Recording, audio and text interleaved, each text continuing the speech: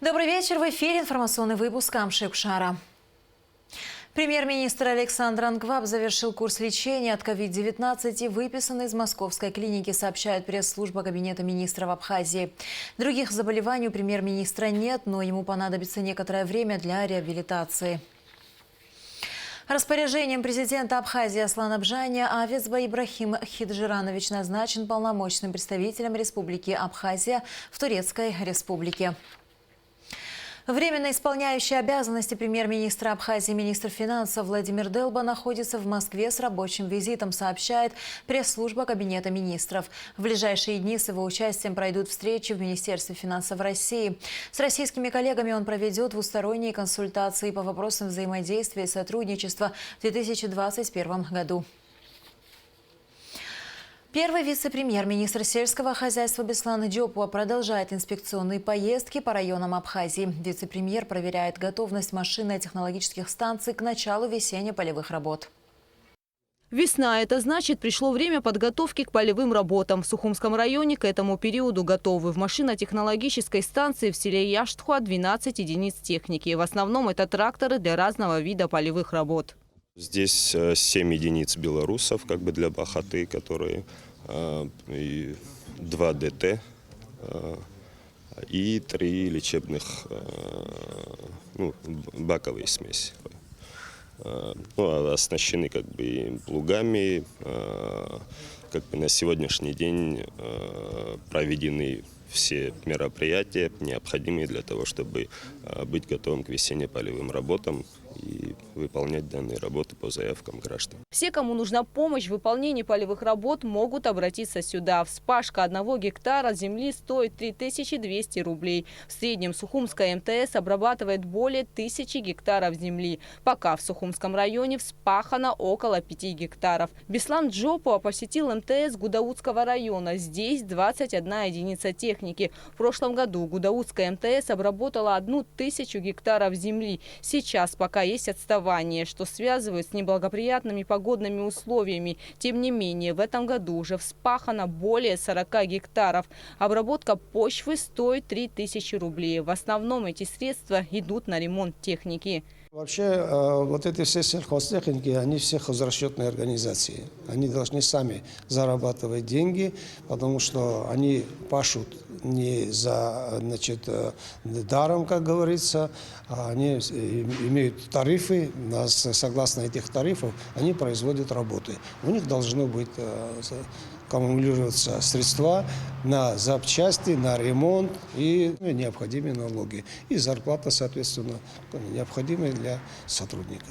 На этом инспекция по МТС завершилась. Беслан Джопуа посетил также строящуюся свиноферму в Гудаутском районе в селе Лыхны. Здесь уже сделано многое. Построено помещение на 1800 голов свиней. Внутри установлена система для автоматического кормления скота. Планируют оборудовать бойню, разделочный цех, а также лабораторию для проверки качества мяса. Ферма полностью автоматизирована, но тем не менее на ней будут трудоустроены около 10 человек. Идея открыть свиноферму возникла у Анри Лакоя и его друзей давно. Строительство началось еще 4 года назад. Построили быстро, но работа приостановилась, так как понадобилась финансовая поддержка. Территории хватает на все это. Нам надо саму бойню оборудовать, разделочный цех оборудовать надо. Помочь, я не знаю, мы согласны на любую помощь, которую нам дадут. Сейчас не говорим, чтобы все за нас сделали. Сейчас нужно им оказать помощь для того, чтобы приобрести именно поросят той породы скороспелки, которые могли бы здесь выращивать. Ферма готова, здание готово. Так что с конечной продукцией для того, чтобы возможность была вывозить и на внутренний рынок тоже. Поэтому сейчас мы со своего бюджета будем рассматривать, когда будет создана комиссия, конкурсная комиссия, и она, если примет решение, что им надо помочь, то я думаю, что мы им поможем. Я считаю, что надо помочь. А это еще один сельскохозяйственный проект в Гудаутском районе. Здесь предполагается открыть помещение для сушки хурмы и, возможно, других фруктов. Автор идеи – житель села Дурипш, винодел Даур Халваш. Все началось, когда на этом участке в 3 гектара посадили виноград. Изначально мы виноград посадили, комплексный план, который был в 2014 году, около 5000 корней мы виноград посадили, отжелеший цитрон. И чтобы вино разливать, решили винодельню сделать. И вот в течение 2 лет то, что вы видите, вот это мы смогли построить, но уже не получается у нас с финансами, и на этом все остановилось. А хотелось бы, ну, если винодельня вот сейчас не получается, сушилку сделать. Хурма в Дурипшах очень много урожая получается, около 2-3 тысяч тонн. И хотели бы, чтобы и дурипшинцам было нормально, куда сдавать и перерабатывать вот эту хурму. Я просил Министерство сельского хозяйства, я был там, вроде обещали помочь, вот ждем помощи. В помещении 340 квадратных метров. С момента строительства здания прошло 2 года. Уже проведено электричество. Однако работы пришлось приостановить по той же причине, что и в свиноферме. Необходима финансовая поддержка в размере 2 миллионов рублей. Как отметил Беслан Джопо, Минсельхоз поддержит проект. По словам министра, такие предприятия необходимы в Абхазии, ведь здесь могут быть трудоустроены около 40 человек. Хурмы у нас в Абхазии достаточно, какая-то часть вывозится, но основная масса это хурмы, продукции остается в Абхазии невостребованной. Я думаю, что это можно организовать, мы поддержим, они предоставят нам бизнес-план, проект, смету. Здание очень даже пригодное для этого местонахождения, именно в центре села, где 2-3 села могут этим воспользоваться, да и вообще со всей Абхазии могут сюда завозить, если мы сможем организовать серьезное предприятие. Поэтому мы используем, наверное, или льготное финансирование, кредитование с российских банков, которые нам как бы вот в перспективе есть, или вот наш бюджет используем, насколько это возможно. Если не хватит в этом году средств, мы продолжим в следующем году, но предприятие такого характера необходимо делать в таких селах. По словам руководителя агроуправления Гудаутского района Юрия Кварацхели, всего в районе планируется реализовать около 10 сельскохозяйственных проектов. Некоторые из них уже работают. Гугут Савардания, Алексей Баструков, Абхазское телевидение. Со дня принятия знаменитого лыхнинского обращения прошло 32 года. На исторической поляне Лыхны 18 марта 1989 года собрались несколько десятков тысяч человек. Выступавшие на сходе люди были делегированы народом, чтобы говорить от его имени. Под Лыхнинским обращением о восстановлении Абхазской ССР, существовавшей с 1921 по 1931 годы, свои подписи поставили 36 тысяч человек, в том числе и руководители обкомов и райкомов. Это историческое событие, организованное Народным форумом Абхазии Айтгалара, привело в итоге к созданию независимого абхазского государства. В Сухуме состоялась встреча инициативной группы, выступающей за принятие закона о декларировании доходов и расходов чиновников. Они призвали депутатов Народного собрания принять поправки в закон о декларировании и определить сроки вступления его в силу. Все подробности в репортаже Эсмы Голанзе. О необходимости ужесточения борьбы с коррупцией в нашей стране говорят давно. На протяжении 10 лет инициативная группа Астамура Какалия лоббирует принятие закона о декларировании доходов госслужащими и депутатами. Во многих цивилизованных странах мира существует законодательство, призванное бороться с коррупцией во власти. По словам членов инициативной группы, необходимость принятия таких законов в нашей стране назрела давно и остро. Мы не хотим, чтобы в нашем государстве что небольшая часть населения народа жила за часть другого. Нужно богатеть не за счет народа, а вместе с народом. Вот можно сказать, как бы, главная наша цель и мысли, которые вот мы, наша инициативная группа, о чем думает. И чем больше, конечно же, будут людей успешных, богатых, кто против. Но это не должно происходить за счет нищих, за счет инвалидов, за счет детей, которые нуждаются в операциях. А потом по всей республике собираются по мизеру деньги для того, чтобы вылечить того или иного, да, нуждающегося. Но это же не дело. Сколько мы будем жить в таких условиях? Весь цивилизованный мир и пример того, опыт же есть стран. Мы же не изобретаем колесо. Для реализации антикоррупционного закона важным является определение, кто такие должностные лица. Закон о государственной службе, регулирующий это понятие, в республике пока не принят. Как известно, на последнем заседании сессии парламента депутатам не удалось завершить процесс принятия закона о декларировании доходов госслужащими. Мы уже не просим депутатов парламента проголосовать за вступление закона в силу.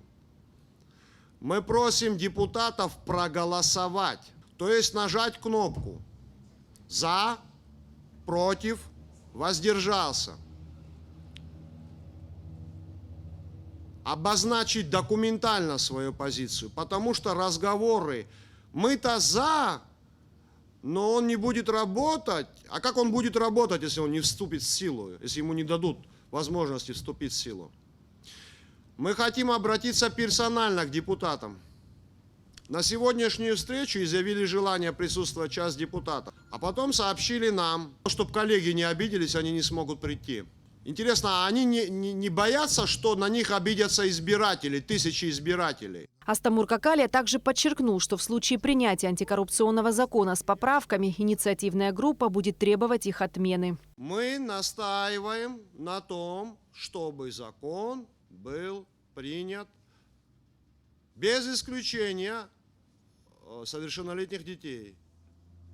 Если парламент примет закон в той редакции, которая сложилась уже на сегодня, мы не будем выступать против вступления закона в силу, но мы будем требовать включения в список и совершеннолетних детей. Надеемся, что на ближайшем заседании сессии парламента депутаты все же примут законопроект, что отчасти снизит напряжение в обществе. Эсма Гуланзе, Алексей Гухава, Абхазское телевидение. На пешеходной составляющей таможенного поста МАП Адлер Краснодарской таможни краснодарскими таможенниками совместно с сотрудниками службы в Сочи у ФСБ России по Краснодарскому краю задержан гражданин, следовавший из Абхазии в Россию, у которого изъята крупная партия наличных денежных средств. Мужчина проходил по зеленому коридору. В ходе проведения таможенного осмотра в его ручной кладе были обнаружены 8 пачек наличных денег в российской валюте общей суммой 4 миллиона рублей. Об этом сообщается на сайте Южного таможенного управления ФТС. Разрешительные документы на перемещение денежных средств, подлежащих декларированию, у мужчины отсутствовали. В соответствии с действующим законодательством России при единовременном ввозе-вывозе наличных денежных средств или дорожных чеков на общую сумму, превышающую в эквиваленте 10 тысяч долларов США, данные денежные средства подлежат таможенному декларированию. Незаконно перемещаемые денежные средства были изъяты. Решается вопрос о возбуждении уголовного дела по факту контрабанды наличных денежных средств или денежных инструментов в крупном размере. После очередного перерыва, связанного с ограничениями из-за распространения коронавирусной инфекции, возобновил свою работу консульский отдел российского посольства. За это время количество людей, которым необходимо обменять загранпаспорта, значительно возросло. У многих срок действия паспорта истек. В консульском отделе образовываются большие очереди. Люди по несколько дней пытаются сдать документы. Кроме того, много вопросов возникает из-за консульского сбора на просроченный паспорт. Гугуца Варданя продолжит тему.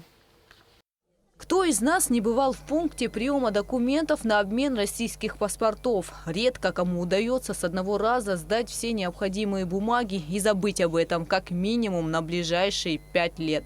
Марьяна Почалия стоит в очереди с 5 утра, пытается оформить гражданство детям. На это у нее ушло много времени и нервов. Мы пришли в понедельник в посольство, но там такая война была, что мы не смогли даже пройти туда. В общем, прошли, а там талон взяли, у нас был 29-й, но до нас очередь так и не дошла. Мы стояли там до 5, развернулись, пошли обратно домой. А сегодня мы там с 5. Талон взяли, зашли, теперь нужно оплатить. Вы с 5 утра в очереди? С 5 утра. А потом обратно нам нужно будет пойти в пятницу, опять-таки с утра, взять талон, чтобы сдать уже документы готовые. Сколько вы уже в очереди находитесь? С 9 часов. С 9... Хотя вот документы все есть, но в кассу большая проблема. Одна кассирша выходит вам по 10 минут, вам задерживает она. Я-то еще чуть-чуть, 74 года выдержу, но людям негде сидеть. Кому-то 5-6 скамеек можно было бы. Там он же 5 раз поднимает старика дома, вон, парень. Многие пришли сюда сдавать документы заранее, пока действителен паспорт. Иначе придется долго ждать и оплачивать штраф. У меня в апреле будет менять. У меня до апреля паспорт российский годится. Но заранее надо подготавливать, потому что еще 3-4 месяца надо будет ждать. На момент нашей съемки было почти 11 утра. Все люди в этом коридоре стоят на очередь в кассу. А у кабинета 109, куда приходят за готовыми анкетами и сдают документы, к этому времени уже не было практически никого. Основной поток людей приходится на 9 утра. Но люди занимают очередь с 5, а то и с 4 часов утра. Как нам рассказала руководитель консультационного отдела по оформлению российских загранпаспортов и гражданства Фаина Герман, именно по этой причине каждый раз к 9 здесь образовывается очередь. Вы снимали и видели, что на данный момент было 10:45, уже людей около кабинета не было. Только те, кто пришли, стоят в очередь в кассу, оплатить и пойти сдать в посольство. Они пришли, забрали анкету, заплатили в кассу и пошли сдали. Все. За один день человек пришел, взял анкету, оплатил в кассу, он уже находится в списке в посольстве, он приходит и сдает свои документы. И только ожидание паспорта. Раньше были выезды у нас в Ткачевский, Ачамчирский район, но просто временно сейчас приостановили, потому что посольство было закрыто. Планируем также и дальше выезды, как и раньше. Мы побывали в посольстве России в Абхазии. В очередь здесь становится еще раньше, с половины 3 утра. Так как талонов на прием всего 40, не все успевают попасть вовнутрь. Поэтому те, кто пришли первыми, то есть первые 40 человек, сами создают очередность. Пришли здесь и сами составили список тех первых 40 людей, которые здесь находились по очереди. Сами же на листиках дали каждому номер. И потом уже зашли. Ну, потому что к 7 часам здесь было около человек 200, наверное. То есть вы сами здесь? Мы сами, да, сами организовали список, ровно потому что в терминале 40 талончиков. И мы вот так решили сделать, чтобы было удобно. Первые 40, которые пришли, те и попали. Я здесь с 2:30 ночи. Когда я уже пришла, я была 15-я в списке. Штраф я заплатила за просрочку паспорта 4 800 с чем-то. Я, конечно, недовольна этим. Ну, как бы лишних денег ни у кого сейчас нету в такое тяжелое время, но что делать? А паспорт просрочился во время карантина ваш? Нет, мой чуть-чуть раньше, но здесь, которые были сегодня многие, которые попали под карантин, и пришлось им платить. Хотя им говорили, что штрафов не будет, так как карантин, но все равно не заплатили. Здесь девочки были с нами, которые это говорили. Они не принимали, солнышко, закрыли. А пришлось мне 11 тысяч заплатить, даже с чем-то. За время карантина паспорт просрочился, получается, ваш? Да, во время карантина, да, точно. Сегодня третий день, мы чуть не умерли, но взяли талон, сейчас сдаем, если получится, даже сдать. Но это еще вот вопрос. А в очереди вы сколько уже стоите? 2 часов ночи. 2 часов ночи, третий день уже сегодня. С целью соблюдения ограничительных мер в условиях коронавируса в помещение консульства запускают по 6 человек. И по этой причине тоже могут возникнуть очереди. Кроме того, многие переживают, что за то время, пока они ждут сдачи пакета документов, срок действия их паспорта истечет. И им тоже придется платить штраф. Просто у меня 25-го заканчивается, марта. И я не знаю, я успею его сдать или не успею я его сдать.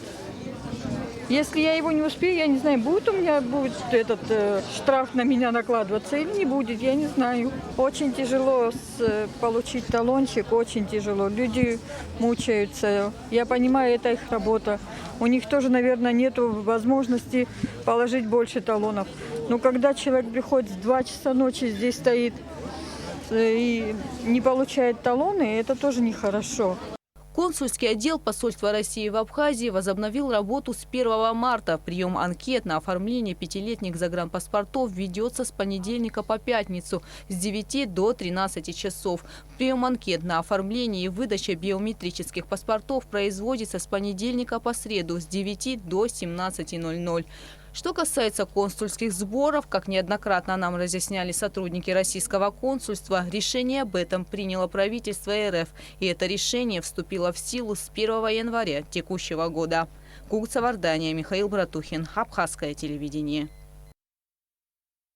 Министр туризма Теймураз Хижба встретился в Москве с чрезвычайным и полномочным послом Никарагуа в России и Абхазии Альбес Усена Торрес. Хижба и Торрес говорили о влиянии пандемии на туризм, о тенденциях развития туристической индустрии.